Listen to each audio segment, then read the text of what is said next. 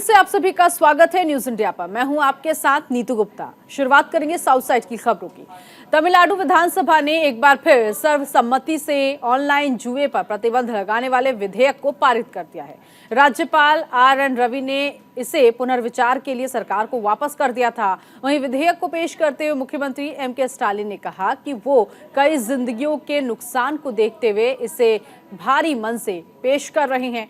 इसके साथ ही कई सदस्यों ने बिल पर अपना समर्थन व्यक्त किया और इसे वापस करने के लिए राज्यपाल रवि का विरोध किया। बता दें, ऑनलाइन जुए में पैसा गंवाने के बाद हाल ही में कई लोगों ने कथित तौर पर आत्महत्या कर ली थी। தமிழ்நாட்டில் இது போன்ற நிகழ்வுகள் நடைபெறாத வண்ணம் நான் சொல்றேன் உட்காருங்க மாண்புமிகு உறுப்பினர் தலைவர் அவர்களே கிருஷ்ணகிரி மாவட்டம் ओडिशा के पूर्व राजस्व मंत्री मनमोहन सामल को प्रदेश बीजेपी का नया अध्यक्ष बनाया गया। बीजेपी के राष्ट्रीय अध्यक्ष जेपी नड्डा ने मनमोहन सामल को प्रदेश अध्यक्ष नियुक्त किया है। समीर मोहंती की जगह मनमोहन सामल को ये जिम्मेदारी दी गई। सामल इससे पहले प्रदेश बीजेपी अध्यक्ष रह चुके हैं।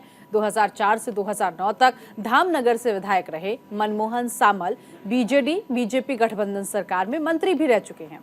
उन्होंने धामनगर उपचुनाव में पार्टी की जीत में अहम भूमिका निभाई थी। वहीं इस दौरान सामल ने कहा कि राज्य में सरकार अन्याय और दमन में डूबी हुई है। बीजेपी अन्याय, अत्याचार और भ्रष्टाचार के खिलाफ लड़ेगी।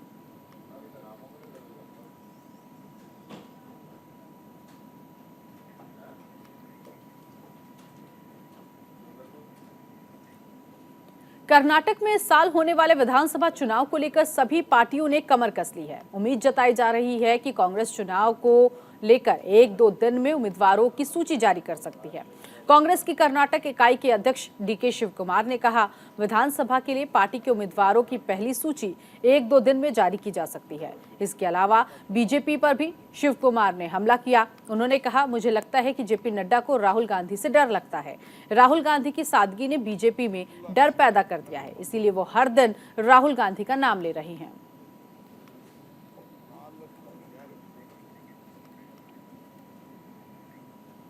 कर्नाटक में विधानसभा चुनाव होने वाले हैं। इससे पहले राज्य में टीपू सुल्तान की हत्या को लेकर सियासत गर्मा गई है। दरअसल बीजेपी के मंत्री ने दावा कर दिया है वो कालिगा समुदाय से ताल्लुक रखने वाले 2 सरदारों उरी और नांजे गौड़ा ने टीपू सुल्तान की हत्या की है। कर्नाटक के सीएम बसवराज बोमई ने इस मामले पर कहा, जब शोध होगा और जिस दिन सच्चाई सामने आएगी हमें जीत मिलेगी। पार्टी को कोई झटका लगने का सवाल ही नहीं है। मैं केवल उरी गौड़ा और नांजे गौड़ा के बारे में बात नहीं कर रहा। आजादी के बाद कर्नाटक समेत देश भर में कई ऐतिहासिक सच दबा दिए गए और इतिहास को तोड़ मरोड़ कर दिखाया गया। सभी को मालूम है कि तब किसने इसमें महत्वपूर्ण भूमिका निभाई थी। अगर अब सच्चाई बताई जाती है तो ये उसे हजम नहीं कर पाएंगे।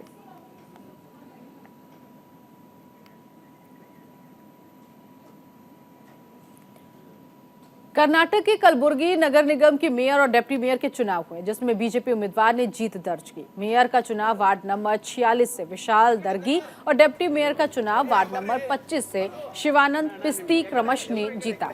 बता दें, कलाबुर्गी नगर निगम की कांग्रेस सदस्य वर्षा जैन ने अदालत से मेयर चुनाव स्थगित करने की मांग की थी, लेकिन उच्च न्यायालय ने मेयर और डिप्टी मेयर के लिए चुनाव प्रक्रिया पर रोक लगाने की याचिका को खारिज कर दिया। अदालत ने ये कहते हुए याचिका खारिज कर दी कि चुनाव की घोषणा के बाद प्रक्रिया को नहीं रोका जा सकता है।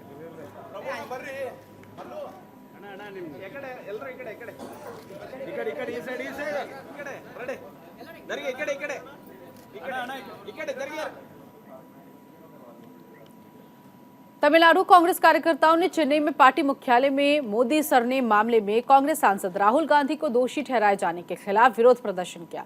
कांग्रेस नेता ए.के. गोपन्ना ने कहा कि बीजेपी की यह हरकत ऐसी अलोकतांत्रिक तरीके को दर्शाती है। ये मानहानि का झूठा मामला है। जनता सब कुछ देख रही है।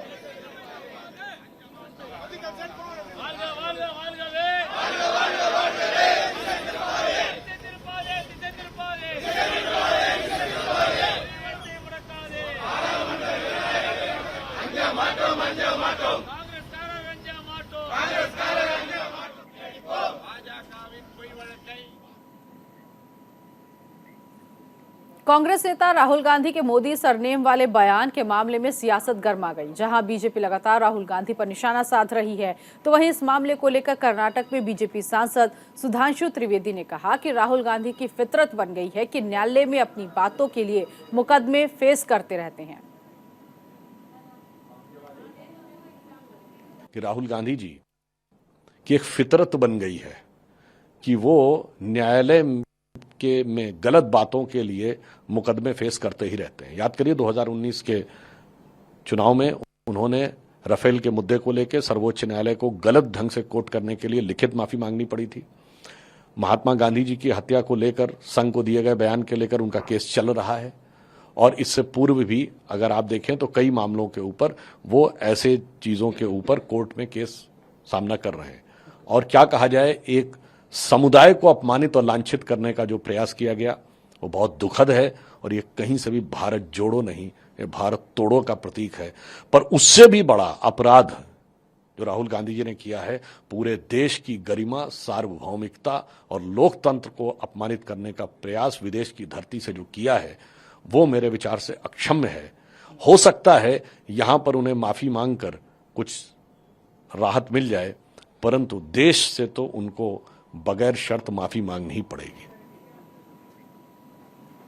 राहुल गांधी के मोदी सरनेम वाले मामले को लेकर तेलंगाना से कांग्रेस प्रदेश अध्यक्ष सांसद रेवंत रेड्डी ने कहा, हम इस मामले में लीगल तरीके से लड़ाई लड़ेंगे। राहुल गांधी भारत जोड़ो यात्रा के जरिए हमें आगे लेकर जा रहे हैं। उन्होंने ये भी कहा कि ये याचिका बीजेपी के एक विधायक ने डाली थी, लेकिन हम लोग हाईकोर्ट जाएंगे। हम लोग वो केस कैसे लड़ना, लीगल बैटल हम करने वाले हैं, क्योंकि पब्लिक लाइफ में जब हम है हर इंटरप्रिटेशन को कोई ना कोई ऐसा लिटिगेशन लगाते, कोई जुडिशियल काम किए तो कोई पॉलिटिकल सिस्टम फंक्शन ही नहीं करेगा।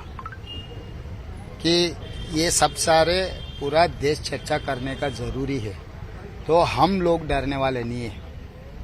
ये नफरत छोड़ो भारत जोड़ो यात्रा राहुल जी लेकर आगे जाने के बाद भारतीय जनता पार्टी डर कर, क्योंकि वो पिटिशनर है भारतीय जनता पार्टी का एमएलए, इसका मतलब ये मोटिवेटेड पिटीशन है। ये मोटिवेटेड पिटीशन में क्या क्या हुआ मुझे पता नहीं। हम लोग हाई कोर्ट में अपील में इसका जो करना है वो लीगल प्रोसेस कांग्रेस पार्टी कार्रवाई करेगा।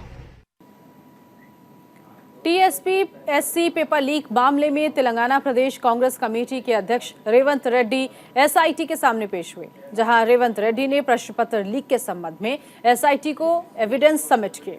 वहीं कांग्रेस के कार्यकर्ताओं ने एसआईटी के जांच के विरोध में प्रदर्शन किया और इस दौरान पुलिस ने कार्यकर्ताओं को हिरासत में लिया है।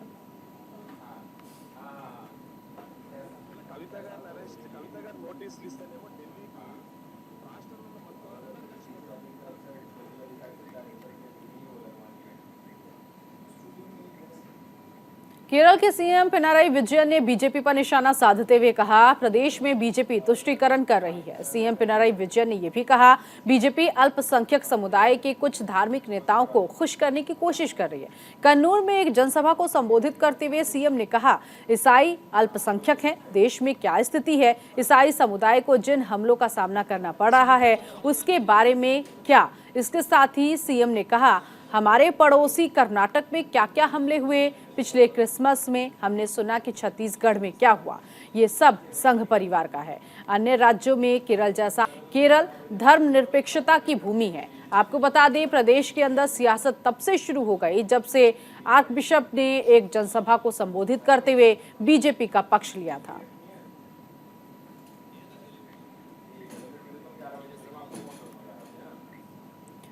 केरल के तिरुवनंतपुरम में महिला से दुष्कर्म के मामले में बीजेपी की महिला मोर्चा ने पेटा पुलिस स्टेशन में विरोध प्रदर्शन किया। प्रदर्शन के दौरान महिलाओं का पुलिस स्टेशन में जमावड़ा लग गया।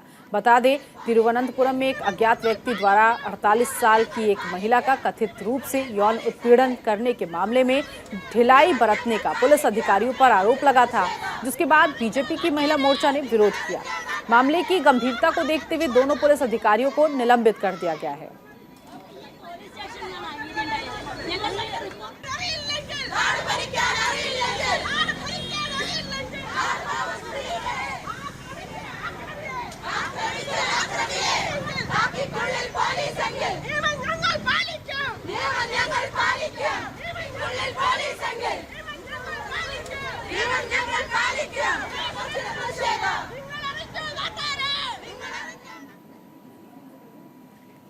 तिरुवनंतपुरम में कोविड-19 के मामलों में हुए इजाफे ने चिंता बढ़ा दी है। इसके बाद अब सरकार भी चौकन्नी हो चुकी है।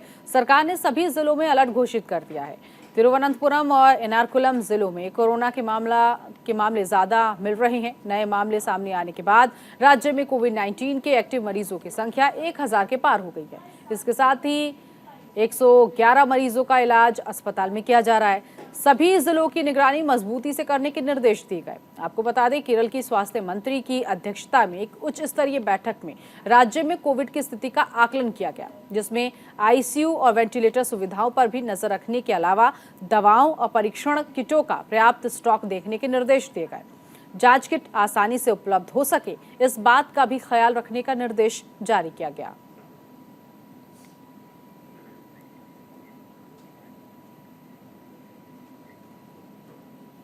आंध्र प्रदेश के ताडेपल्ली में मुख्यमंत्री जगन मोहन रेड्डी के आवास में उगादी समारोह की भव्य शुरुआत हुई, जिसमें मुख्यमंत्री जगन ने नए कैलेंडर का अनावरण किया, साथ ही साथ पंचांग श्रवण में हिस्सा लिया।